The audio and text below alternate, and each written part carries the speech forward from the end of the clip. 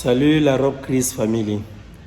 Vous me voyez en sueur là en fait, je suis dépassé parce que je n'arrive plus à rien comprendre. Je ne comprends plus mon pays, je ne comprends même plus dans quel pays nous sommes probablement.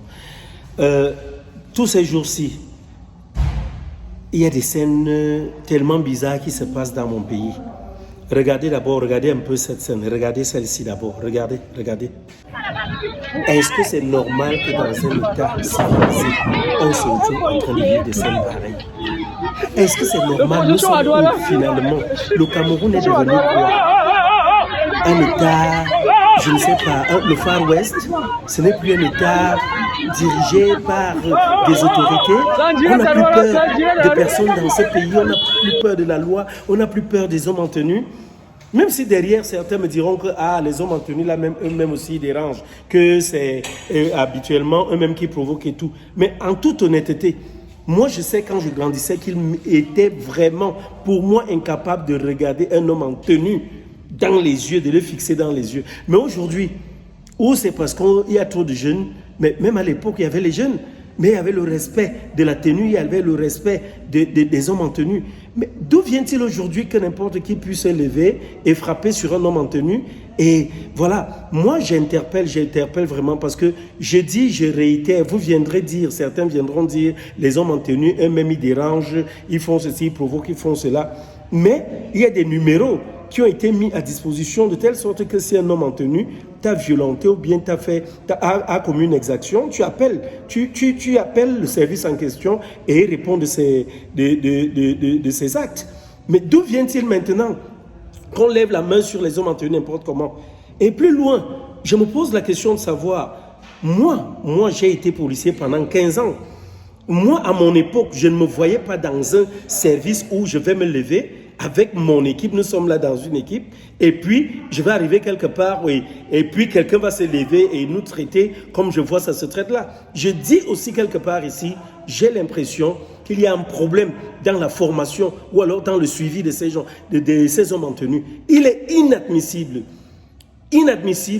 qu'un homme en tenue formé se retrouve en train d'être trimballé par terre comme du n'importe quoi. Quand on sait tous ces coups de Krav Maga, de corps à corps, de self-défense qui sont enseignés dans les centres de formation, ça m'irrite au plus haut niveau de voir ceci.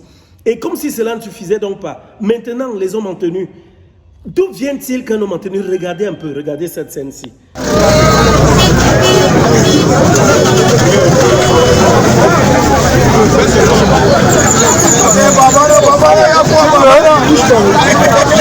Voilà un militaire qui tire sur un taximan et on le laisse partir au niveau de l'Ezoa. Nous sommes dans quel pays comme ça? Un homme en tenue, quelqu'un, on se dit, il est dépositaire de la loi et du droit même, j'irai plus loin. C'est quelqu'un qui a appris cela à l'école. Comment un homme en tenue, oui, on dit un militaire, il se dit un militaire, tu te lèves parce que quelqu'un t'a parlé avec la bouche, qu'il t'ait insulté ou pas, tu sors de ton véhicule, tu tires deux balles dans ses jambes. Nous sommes dans quel état? Nous sommes où? Est-ce que l'arme, c'est comme ça qu'on doit utiliser l'arme? Quand on sait ce que c'est, toutes les règles qui régissent l'utilisation d'une arme à feu, comment est-ce qu'on peut sortir l'arme face à quelqu'un? On va dire la légitime défense. Non. Pour qu'il y ait légitime défense, il faut que pour qu'il y ait légitime défense ici, celle-ci doit être mesurée, nécessaire, proportionnelle à l'attaque. Si quelqu'un t'a insulté, tu es un homme de la loi, tu t'en vas carrément. Tu t'en vas vers la personne et soit tu lui réponds, soit alors tu essayes de voir s'il y a un homme en tenue à côté et tout. Tu n'as pas besoin. Quelqu'un ne va pas te dire mouf, tu donnes une gifle. Quelqu'un te donne une gifle, après tu sors peut-être l'arme, tu tires. Ou alors voilà un cas patent où quelqu'un, je dis bien quelqu'un se lève et tire 2 balles dans les jambes de quelqu'un. Et il se dit qu'à côté il y avait les hommes en tenue, les policiers, et que c'était un militaire et il est parti. Bon, ici l'attitude des policiers, est-ce qu'ils ont eu peur? Peut-être que comme ils ne sont pas armés, parce que la plupart des policiers qui sont comment dire, sur la voie publique n'ont pas d'armes.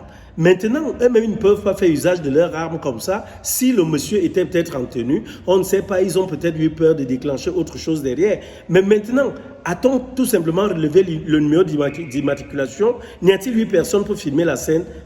Franchement, prions beaucoup pour notre pays. Tout va mal, je vous le dis, ça va très mal.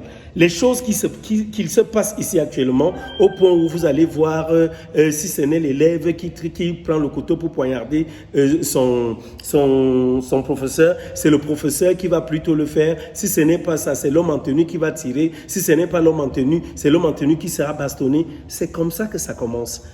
Ça commence tout doucement. C'est une bombe à retardement. Et puis un jour, bam, ça va exploser. Franchement, qu'est-ce qu'on doit faire? Qu'est-ce qu'on doit faire à présent pour vivre dans notre pays et vivre dans la paix? C'est la psychose qui est en train de s'installer là. Si on ne peut plus dire à quelqu'un un mot parce qu'il va sortir l'arme, c'est normal. Et tirer. Tu tires par rapport à quoi? Qu'est-ce qu'il a bien pu te dire? Qu'est-ce qu'il a bien pu te faire pour arriver là? Alors arrêtons tout ça. Franchement, pour ne pas se retrouver après en train n'est-ce pas, en train de demander pardon en écrivant des lettres qui ne servent à rien, des lettres bidons, alors qu'on a déjà eu à commettre une exaction. On est où là? Je suis franchement irrité et outré.